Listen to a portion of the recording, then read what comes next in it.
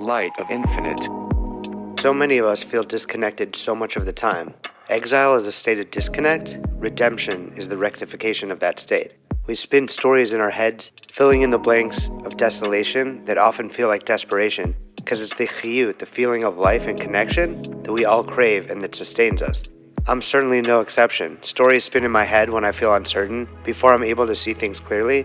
Anxiety is the feeling we experience when emunah, faith, and bitachon, trust, become distant. For interpersonal relationships, there are solutions to lessen the anxiety. Communication can deconstruct the stories we build in our heads, which are a mix of emotion, judgment, projections, and worry. But in some circumstances, when we can't speak to the other person, or perhaps doing so wouldn't offer much solace, we need to tap into ourselves, and even more so to the source, Hashem. And the bitachon, trust that all is in the hands of Hashem, and all will be for the best. We have to trust the process and the path towards a perfected state that we can align with at any point. Just as Hashem sustains and recreates the world at every moment, we too are creating the reality of our own journey from moment to moment. If we feel we are going in the wrong direction, we could turn it around at that very moment. It may take a while to feel aligned again, but we can be sure of being on a path towards alignment. Looking ahead in the right direction will allow some calm in the feeling of the storm, and tapping into the emunah, the faith that it will all be alright, which will bring the feeling of rightness that much sooner. If we are able to sustain and create our own happiness, and ensure the base of happiness is within ourselves, then we could stop looking towards others to fulfill the feeling that only we are able to give ourselves. The foundation of fulfillment and happiness must be there in our relationship to ourselves for there to be healthy relationships with others. This allows our default setting to be happy and secure rather than feeling sad, lacking, and insecure when things with another person may feel misaligned. Ben Zoma asks in Pirkei Avot, "Who is rich? He who rejoices in his lot. As it said, you shall enjoy the fruits of your labor. You shall be happy and you shall prosper." A feeling of richness and happiness comes from focusing on the positive and celebrating the moment. A feeling of sadness and poverty comes when we shift the focus to the opposite perspective, and validation of these feelings are focused outward. Dr. David Hawkins articulates this beautifully in his book Letting Go, where he writes, "Out of the recognition of who we really are comes the desire to seek that which is uplifting. Out of it arises a new meaning and context for life. When that inner emptiness due to the lack of self-worth is replaced by true self-love, self-respect, and esteem, we no longer have to seek it in the world, for that source of happiness is within ourselves. It dawns on us that it cannot be supplied by the world anyway. No amount of riches can compensate for an inner feeling of poverty. We all know the many multimillionaires who try to compensate for their inner sense of hollowness and lack of inner worth. Once we have contacted this inner self, this inner greatness, this inner completion, contentment, and true sense of happiness, we have transcended the world. The world is now a place to enjoy, and we are no longer run by it. Healthily navigating the ascents and descents of life is the reality of life in exile. We read this week in the Torah portion, "Take from among yourself an offering to Hashem. Whoever is generous of heart shall bring gold, silver, or copper as a contribution to Hashem." Rabbi Nachman of Breslov teaches that at the time of the revelation at Sinai, the children of Israel reached awesome levels of prophecy, seeing Hashem face to face, which raises the question, how did they then go on to build the sin of the golden calf? Rabbeinu teaches that when we are ready to ascend to a higher level, the klipot, the outer covering, the shell which conceals godly light, are aroused to attempt to prevent us from rising to greater spiritual heights. But when we conquer the klipot, we ascend to the next level. This happens again at each level. These klipot are the power of imagination within all of us, the power in part that work against us. Rabbeinu teaches that to subdue these klipot, we must give tzedakah, charity, which represents an action outward of giving, of focusing on the other. The act of tzedakah, sweetening judgment, mamtika dinim, the judgments on ourselves and the judgments on us from our source. Rab Natan of Breslov adds that when we don't subdue the klipot on each level, they can overpower us and push us into a descent. This is what happened to the Jewish people, which caused them to choose to construct the golden calf. The rectification of this was building the Mishkan, the tabernacle, which represents giving charity from the heart. The Torah goes on to an incredible amount of detail about the Mishkan, spending 13 chapters to describe every element of the tabernacle and how it should be constructed. To put this into perspective, only 3 chapters are devoted to the revelation at Sinai, and only 1 chapter to the creation of the universe. It's written in the Zohar that the language used to describe the building of the Mishkan in Exodus is identical to the language that describes how Hashem created the universe in Genesis. Rabbi Shneir Zalman of Liadi, the Alter Rebbe, writes in Tanya that this Mishkan is the purpose of God's creation and of the creation of all the worlds, higher and lower, that there may be made for God a dwelling in the lower realms. There's something essential to Hashem's purpose for the Jewish people in this structure. In the storyline of the Torah, the description of the Mishkan and its construction in Parashat Truma, Tetzaveh, vayak'hel, and Pikudei bookend the sin of the golden calf and Hashem's ultimate forgiveness of the children of Israel. This structure, a movable temple, becomes a sign of Hashem's renewed closeness between himself and the Israelites. Rambam Maimonides explains that this dwelling for God is a place where man serves God, a house for God that is designed for the offerings of the sacrifice. Ramban Nachmanides describes the Mishkan as a place where God chooses to reveal himself to man. The main object of the sanctuary is to serve as the resting place for the divine presence, the Shekhinah. This is realized in the Ark, as God says to Moshe, "I will commune with you there, speaking to you from above the kaporet," the Ark's cover. This is why the Torah begins its description of the Mishkan with the Ark and the kaporet. The Lubavitcher Rebbe teaches that within these 4 chapters we're currently reading, we find an ordered sequence of events leading up to the flow of the divine inspiration to Israel.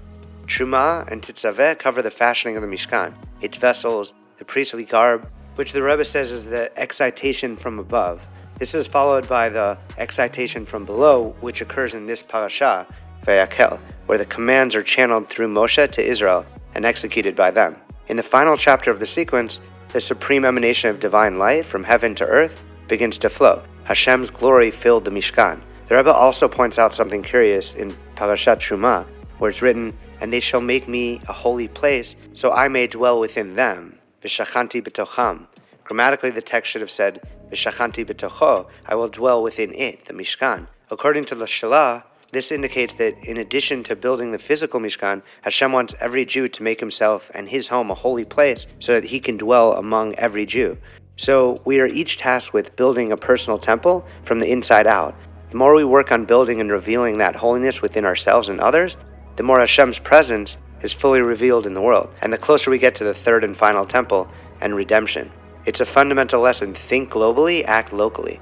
So much of Judaism and its rituals are centered around time. Shabbat, Rosh Chodesh, the new moon, the festivals, the sabbatical, the Jubilee year, and of course, designated time for prayer. It seems odd to have so much devoted to constructing a place, a space for Hashem, the light of the infinite, a being not bound by space or time. Both Ramban and Rambam define the concept of a physical space that serves as a dwelling for God. They don't explain exactly how an infinite God dwells in a finite space.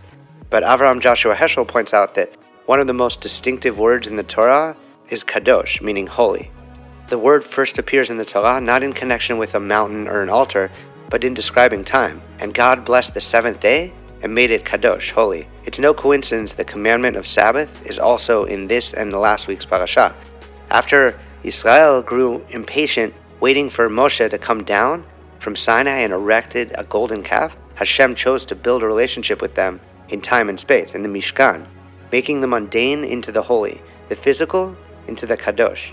Jumping back to the verse that really caught my eye this week, "Take from among you an offering for Hashem.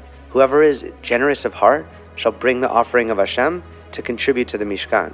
I love that it's written, "whoever is generous of heart," which seems contradictory to the first part, which seems to be more of a straightforward obligation. Ramban explains the second half of the verse as Hashem's offering to the Jewish people in return for the offering they make to him. Whoever is generous shall bring the offering from Hashem, meaning Hashem sheds his light upon Israel in return for their generosity. Rabbi Simcha Zissel of Kelm stresses that in offering one's donation, one must offer one's heart. In Judaism, heart and action are intertwined. So every wise-hearted man among you shall come and do, creating excitation from below through generosity drawn forth from above. It creates a reciprocal relationship between Hashem and man, and this is how Hashem's glory filled the Mishkan. King David sings in Shir HaShirim, "Ani ledodi v'dodi li." I am my beloved, and my beloved is mine. The mystical interpretation of "I am my beloved" is an arousal from below. The Jewish people draw closer to Hashem, while "v'dodi li," my beloved is mine, is an arousal or revelation from above. To merit the revelation, each person must first awaken our own love and fear, this arousal from below. It's our spiritual task manifested through our offerings and the meticulous way in which we build the Mishkan and our inner temples. The idea also plays out in Hashgacha, divine providence, God's direct personal supervision. This is when one sees Hashem's ongoing active participation in one's life, the arousal from above. This is when a person sees, as Ramban explains, Hashem choosing to reveal himself to man. What each person does with that is up to them. But when a person chooses to receive that revelation and offers it back up in generosity, then we fully understand what Rambam and the Rebbe explained earlier in relation to a dwelling for God. Man serves Hashem and creates a dwelling for his revelation within himself. We need to build and strengthen our Mishkan, our own houses, as it's written, the wisdom of women builds her house. King Solomon in Kohelet writes, "One man among thousands I have found, but a woman among all of those I have not found." Rabbeinu Bachya comments that Solomon was referring to the golden calf and that among all those who sinned, there was not one woman. Yet women play a major role in contributing to and helping to build the Mishkan, even though they had no sin to atone for. Chazal, our sages, state, Hashem gave women greater understanding than he gave men. This is seen in their righteousness in being first to contribute to the Mishkan, despite their not needing to atone for the golden calf. Solomon writes in Mishlei, "The wisdom of women builds her house." The Mishkan is the home that we are all tasked to build as a dwelling place for the revelation of the concealed. So may it be that we could all learn from women how to build a temple of generosity within us and around us. In Tehillim, in Psalms, it says, "How great is your good, stored up for those who fear you." The sages interpret this to mean that Hashem gives us the greatest good that we can possibly accept. As we went over previously, one must be a vessel for goodness.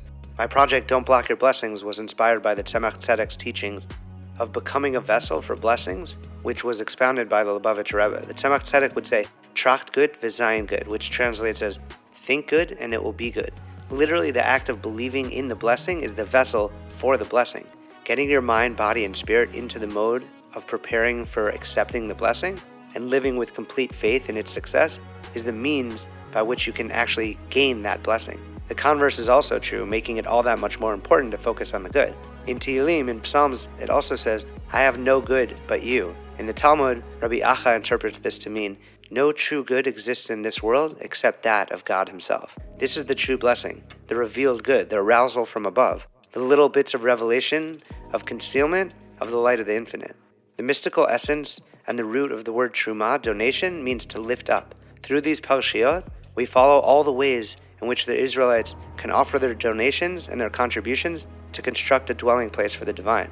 And it's exactly in those ways that the Israelites' souls went from the sin of the golden calf and the verse, "Go descend, for your people have become corrupt," to returning to their holy origins. Whoever is generous of heart shall bring the offering of Hashem. This is the potential of the supreme emanation of the divine light that every person can tap into, that emanates from heaven to earth and from earth to heaven. Shabbat Shalom.